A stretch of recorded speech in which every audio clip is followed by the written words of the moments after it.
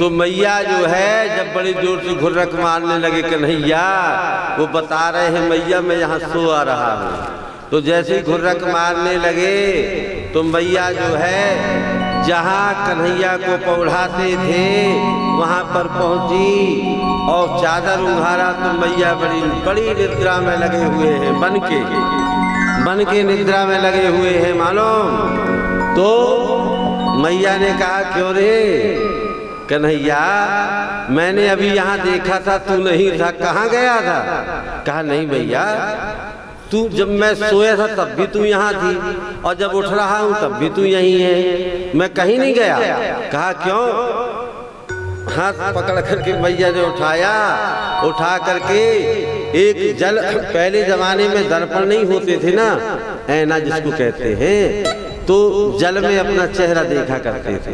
तो उनके यहाँ जो है चांदी का एक कसूरा जिसको कहते हैं वो था और उसमें जल भरा हुआ था, उसमें दिखाया। कहा क्यों रे, ये चंदा मामा किससे बनवा के आया है अपने महलों में और तू झूठ बोलता है मैया से? कहा मैया तू जान गई क्या? कहा क्यों नहीं जान गई, तेरे मुँह में बने चंदा मामा ये?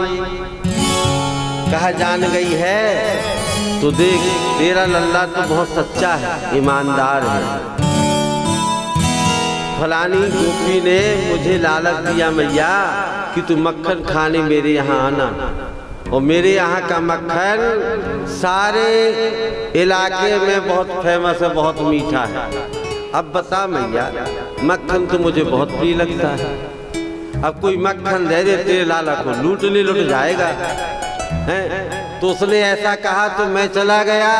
अब चला गया मैया तो मेरे से काम करवाने लगी हूँ। अब माखन के पीछे तेरा लल्ला काम भी करेगा क्योंकि माखन बहुत प्रिय है उसको। कहा क्या करवाई? कहा मेरे से गोबर फेंकवाती थी। तो कहा ये जो चंदा मामा इतने सारे बने हैं ये काहे बने हैं? कहा ये हिसाब किताब तो मैया है, जितने बार मैंने गोबर फेंका है उतने यहाँ। कहा इतना फेंका है तूने रे पूरे चेहरे में और थका नहीं है? बोली वृंदावन बिहारी लाल की।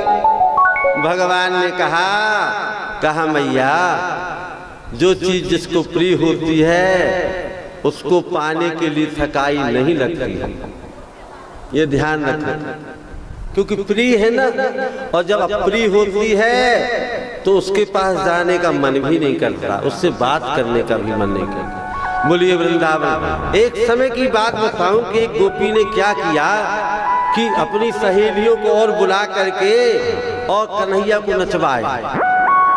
और कन्हैया काहे बनाते थे? केवल माखन का ऐसा उपराम वहां पर उन्होंने इतनी महिमा बताई माखन की भगवान ने कि एक बार क्या हुआ कि कन्हैया को वो जो ग्वाला नहीं देखते आप लोग, ग्वाला देखे हो आप लोग? देखे हो ना? उसी ग्वाला जैसे झगुलिया पहना दिया और छिंदी का मोर पहना दिया, पंख पहना दिया मोर का, और फिर इसके बाद फूलों का बाजूबंद पहना दिया दोनों हाथों में, और फूलों की पायजन पहना दी, और कमर में करधन जो है फूलों की गुथ के बना दिया, और कन्हैया की जो चोटी थी ना उसमें भी गजड़ा लगा दिया। बोलिए वृंदावन बिहारी लाल की। अब कन्हैया के छोटे छोटे से पाँव, छोटे छोटे हाथ हैं, है ना? जैसे कहते हैं ना गाना, छोटो सो मेरे मदन गोपाल, है ना? छोटी छोटी गैया और छोटे छोटे ग्वाल।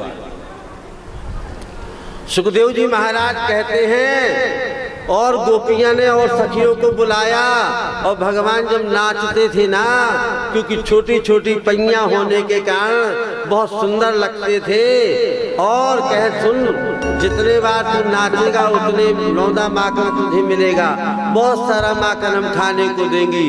तो कन्हैया को